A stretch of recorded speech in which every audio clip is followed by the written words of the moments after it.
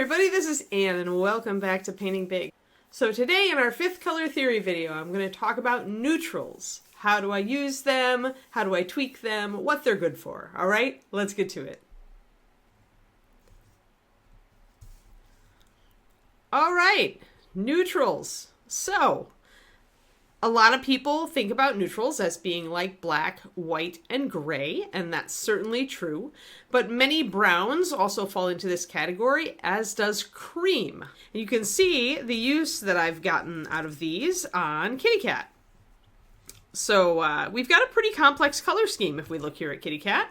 We've got our red, which is repeated around the model in various places. We've also got purple, which is mostly on the back, but also appears in various places on the front. We've got the orange from his fur, and we've got green accents in his eyes and his gemstone right above his little bell here. So that's a lot of different colors, and that's not even counting the technical yellow from the NMM Gold. Technically, the NMM Gold always counts as a yellow, which is why it looks so good next to this purple here. They're complementary. But there were more areas to paint on this model than, after I'd filled in all those colors. And when you've got a pretty complicated model like this, it can get pretty crowded with colors pretty fast. And if you don't want to end up with the Technicolor Lich of Doom, you're going to want to use some neutrals. So whenever I've got a model that's pretty complex, and this is one, it's got technically 5 different colors here, right? The red, orange, yellow from the gold, although it is muted a bit, green, and purple. So whenever I've got a complex model like this, or I've got a model with a really clear, like a clear color identity that I want to preserve, that's when I'm going to reach for my neutrals. So in Kitty Cat's case, what I've done here is obviously I've leaned pretty hard onto the off black and off white.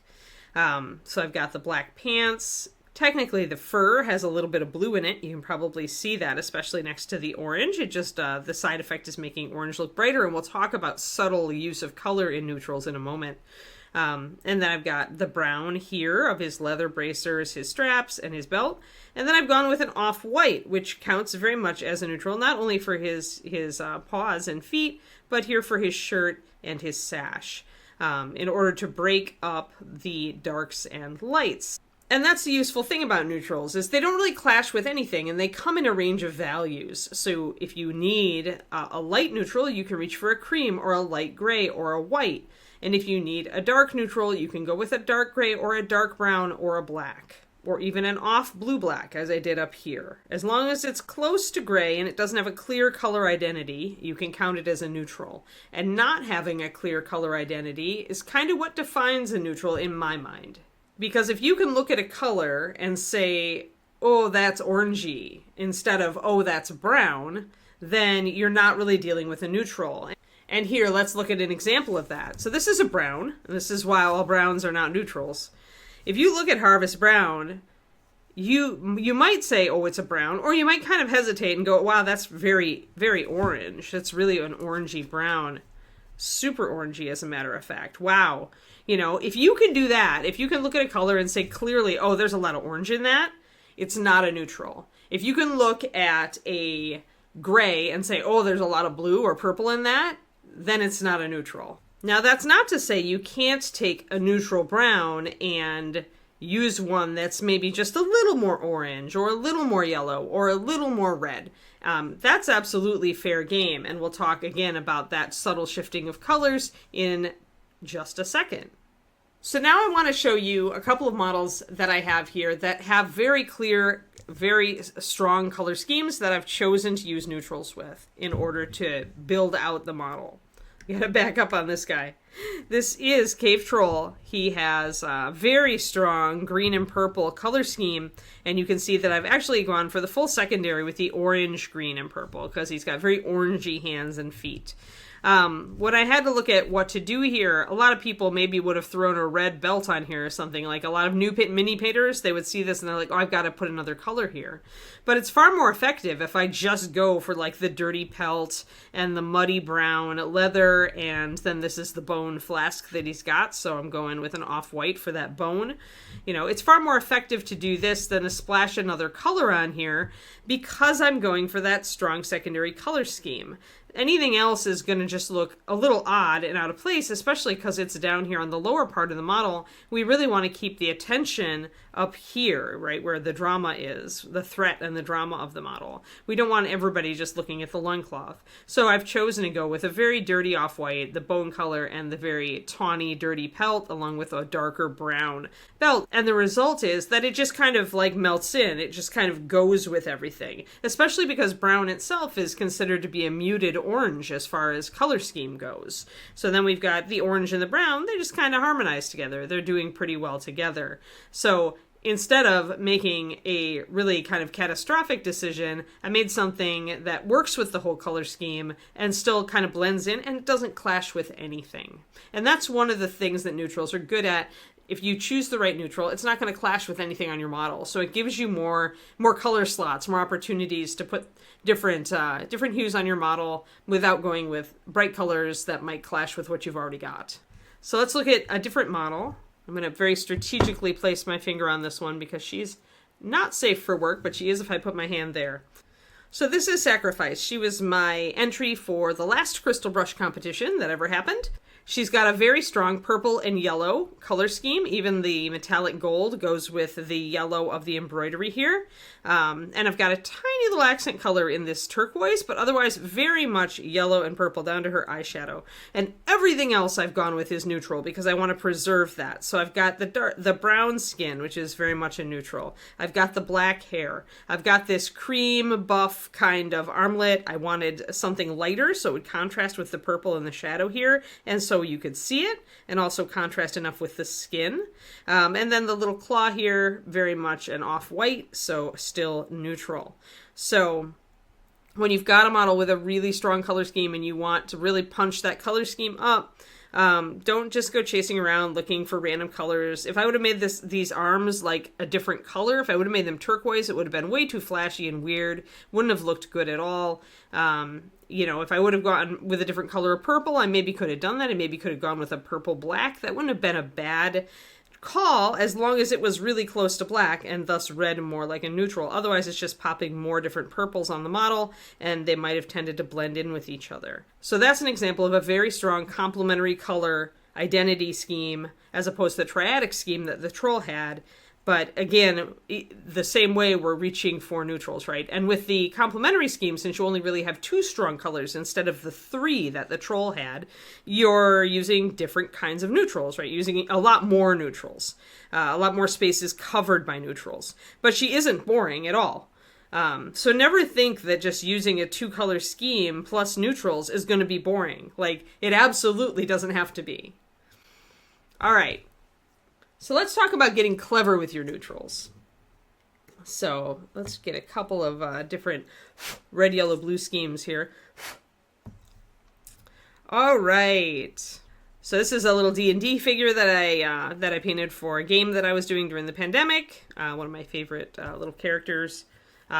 Zara, I believe is her name. And then we had Barbie Dwarf, of course.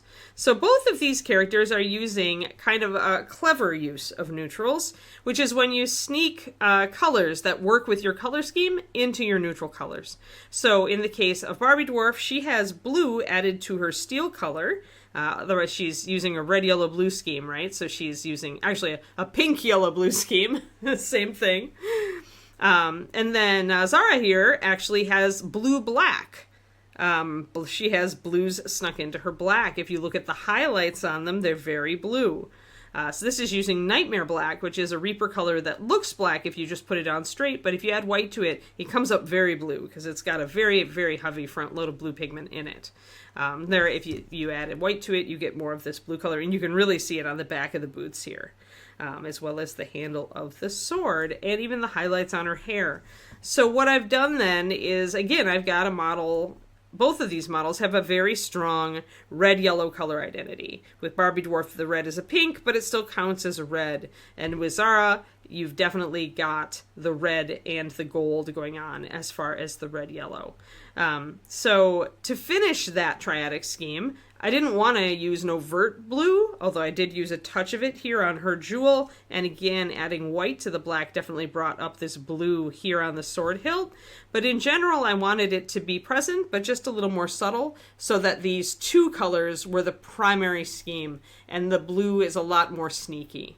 I still complete my triadic, but it's a lot more interesting, and it's a lot less predictable to do it this way. You can also do this with browns. So let's look at Angry Link here. That's just what we call him on the stream. Angry Link, definitely, obviously a green. He's a green-purple color scheme. He's got that dark purple. He's got purple. He's mostly green, though, different greens. As you can see, this is a color scheme where I use light and dark versions of the same hue. So a lighter yellow-green versus a dark yellow-green. And you can absolutely do that with a color scheme. You can use the same color and just go light and dark with it. It works. But then he's got the purple scabbard. He's got the purple scabbard here. He's got purple on his shields here, purple on the fletchings of his arrows, and so on. So what I did here, though, is that when I was looking for a leather to use, I went with a reddish leather. And the reason to do that would be to have it play more off of the green. So when you add a complementary color to a color scheme, it has the effect of making its complement and itself appear more intense. So if you put orange next to blue, they both look more intense. If you put green next to red, like Christmas, it looks more intense. And the same is true of yellow and purple. So here we've got, notice, the gold next to the purple on the sword, and then the green here is right next to all this leather. So we've got a reddish leather. I think this is Saddle Brown from Reaper, which is still neutral enough, like it's still a medium dark brown, and it doesn't stand out to your eye. It kind of fades back, right? And it doesn't clash with anything, so that's, it's doing its job as a neutral. However, it has just a little bit of a reddish hint to it, so it really is harmonizing well with the green, and it helps to intensify the green. So other ways you could do this. You could use purple in the shadows of a green. I actually have done that. Let's see if I can get it to show up. Can you see it? See that purple? So you can use purple to shade green. I absolutely love doing this with olive greens, by the way. It looks so good. So you can use complementary colors to, or a color that's in your triad. Like if you're using a primary triad, you could use blue to shade your red. Stuff like that. That's one of my favorite ways to be sneaky. You can also use clever highlighting. For example, if I were working with a purple and white color scheme, I might use a cream-colored white, which is more yellow, in order to get that yellow and purple harmony going on. So as you can see from my examples, like whites can be pretty much built up from any color. Like you can use any grayed out, like a grayed out purple or a grayed out blue, or a creamy yellow as your basis for a white. This one actually uses a gray-green. This is actually yet another green. So this model has, he's a true wood elf. He's got 3 different colors of green on him. A white green, a mid-light green, and a mid-dark green. So, but this is actually green highlighted up with white. It looks white on his color scheme because it's next to all these strong colors. So it's so pale it reads as a neutral. And that's another way you can be sneaky, right? The same is true with the blue-black that I showed you. You could use a purple-black. You could use a red-black.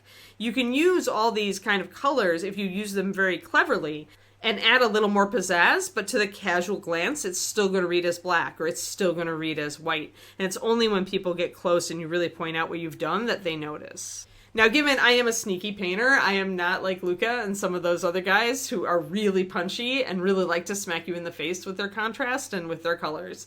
I believe there's a place for sneaky painting, but you can also do it with what they do. Like, if you've got a very intense color scheme, there's still no reason you can't shade your red with blue. Like, you can do all sorts of these interesting color things, right? And you can still sneak colors into your neutral. One of the most interesting colors to sneak into like a neutral brown is to shade it with purple. Things like that. So all right, one last thing, and that's going to be don't forget your warm, cool contrast. If you are working with a lot of warm colors, maybe take your shadows on your white into the blue-gray range so it's cooler, if that's going to work with your overall color scheme and balance, right? You can still use warm and cool with your neutrals. You can use a cool black or a warm black if you make it a brownish black for warm or a blue black for cold, right? You can do all those different kinds of whites. A gray can definitely be cool or warm. So remember, you have those options for contrast. All the stuff we talked about in the contrast video still applies with neutrals. All right. Cool. I hope this has been an interesting video for you guys. I hope you enjoyed it. It seems like I still have more to say about color theory, so there might be another one after this. And in the meantime, I hope you can work some of this stuff into your painting. Thanks so much, everybody. And remember, I have a Patreon at patreon.com/paintingbig. I do one PDF at the $2 level for whatever my first video of the month is. And then our second tier on there, the $5 tier, is all about color, actually. Paint line reviews, color mixing, color theory, me just like going over some of my favorite colors and saying what they're good for and like what kind of characteristics they have, stuff like that. All right, so I hope I'll see you around. Thank you so much for tuning in. This is Anne signing off.